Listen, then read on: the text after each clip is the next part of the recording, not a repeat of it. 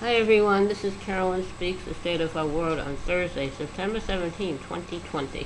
Well, nothing's changed that much since last night. The coronavirus still with us, going strong. As of earlier this evening, we had 6,697,533 cases confirmed in the United States, and 198,674,000 people have passed away from this virus. A real tragedy because of total lack of management, total apathy, total not care attitude by the President, Trump, and his administration.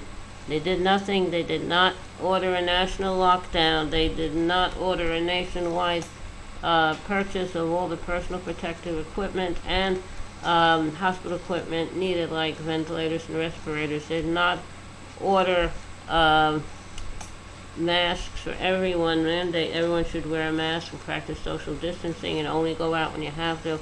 And they did not order tests so we can test everybody, and anyone test positive, test their contacts, isolate them, quarantine them, get them well, and so on and so forth. They did not do anything like that.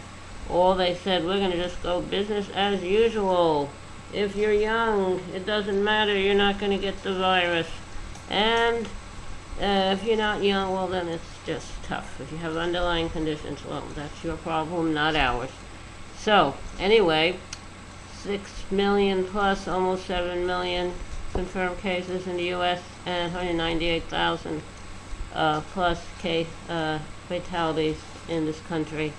We have to continue to protect vulnerable people, the healthcare workers, the first responders, the emergency workers, the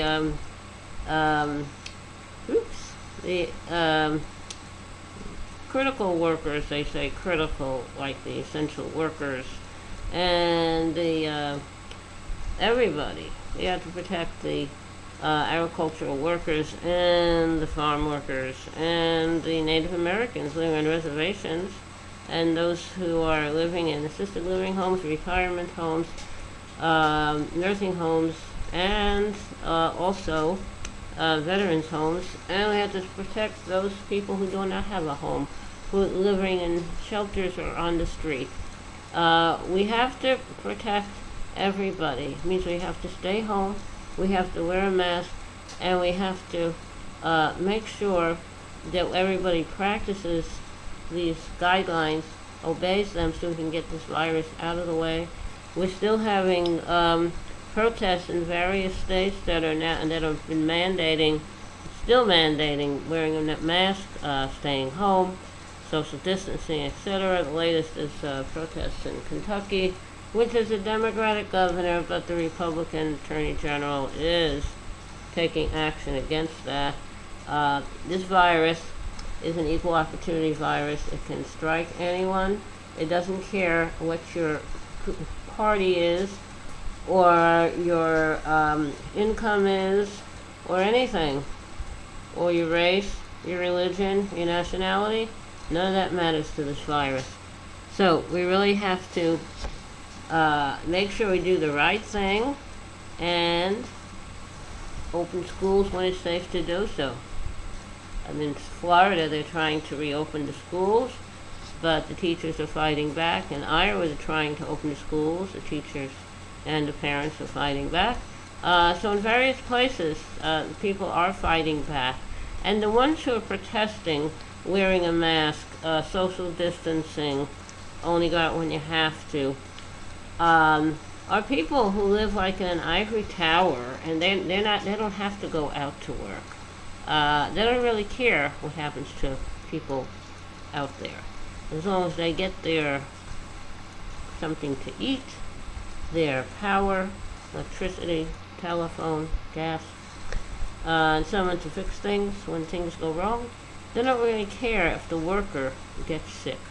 The healthcare workers, they're on the line. Many of those have gotten the virus and died from this virus, as well as first responders and essential workers and healthcare workers and farm workers and everybody. So we have to protect everybody this virus has no cure. They have some treatments that are working, but 198,674 fatalities, no treatments worked for them. So, we have some things that have happened. We have things that happen every day. Now, the people of Yemen have been having like a little civil war, I guess. And Saudi Arabia is favoring one side. Saudi Arabia, United Arab Emirates, called UAE, and Bahrain are favoring one side against the other. But the people who live there are caught in the middle. They are running out of food, medicine, water, all kinds of stuff. And the U.S., good old United States, is selling weapons of war, planes and bombs, etc., to Saudi Arabia, Bahrain, and UAE that they can use to bomb the people of Yemen. And U.S. also stopped giving aid to Yemen, and they need to restore that aid. The U.S. stopped giving, helping to fund the World Health Organization. They have to restore that funding, because the people who are suffering they don't have the power to change anything. They're stuck there. That's their home. They don't want to be bombed. They want their families to live. Babies are dying because the health care, the food, it's not there anymore. And we're not giving aid anymore to Yemen. We're not giving funding to the WHO.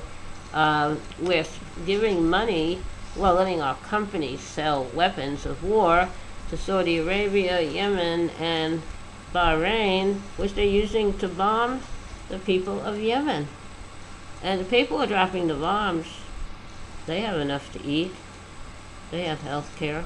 The people who live in Saudi Arabia, Bahrain, and UAE, they have food to eat, health care. But the people they're attacking do not. So we have to stop supplying weapons to these countries. Now, they did sign a peace. Bahrain and UAE did sign some kind of a diplomatic agreement with Israel as a way of getting the U.S. to sell them the weapons they want. What a crazy deal. Israel wasn't at war with them. It was not a peace agreement. It was a business agreement. It was a business deal, and that's all it is. And we also have sanctions against Yemen. We have to lift those sanctions. We have to help the people of Yemen. Now, another area of concern is Venezuela. Venezuela had a government, socialist government, and the leader of that government got cancer and passed away. And someone else has come into power, and they had an election, and people are questioning the election, and the person who was in power was elected, ran for election, and other people who are against him say, well, he didn't really want one, it was not a good or fair election. The United States is not supporting the elected leader of Venezuela, it is supporting the opposition leader. And they have sanctions against Venezuela, so they can't get what they need for their people in terms of medical supplies and food. So we have to lift those sanctions. The U.S. has a history of putting people in power in Latin America, South America, and Central America that will do the bidding of the U.S. corporations. So we have to lift these sanctions against Venezuela so they can get what they need for their people. Cuba was in Central America. They had a leader named Batista who was very popular with the U.S. government and corporations because Batista let U.S. businesses have plantations and gambling casinos in Cuba, and he was not really sharing the wealth with his people, so there was a revolution, and Batista was ousted and Castro came in. And Castro set up some kind of a socialist government, but it was a very conservative government. So a lot of the people from Cuba who liked Batista when he fell from power, a lot of them fled to the United States, and a lot of them live in Florida. And they hope to go back someday. But Batista wasn't good to the average person. So I'm not really sure of all the details, but evidently the Cuban Americans do not like Castro. Castro is trying to do something for the people, whereas Batista wasn't. He was just, I guess he was getting money from American companies that had gambling casinos and sugar plantations. So anyway, the U.S. has had a horrible history in Latin America, and we have to change that and help these people. Now, so a lot of things happen, and this is all related to the coronavirus, because the people in Venezuela are getting the virus, and they don't have the supplies they need in order to treat the people and keep them safe and isolate them. So it's all related to the virus. Now, we still have people protesting against the murder of George Floyd in Minnesota by a white police officer, so we definitely need criminal justice reform. The people who are protesting have a right to protest, but there have been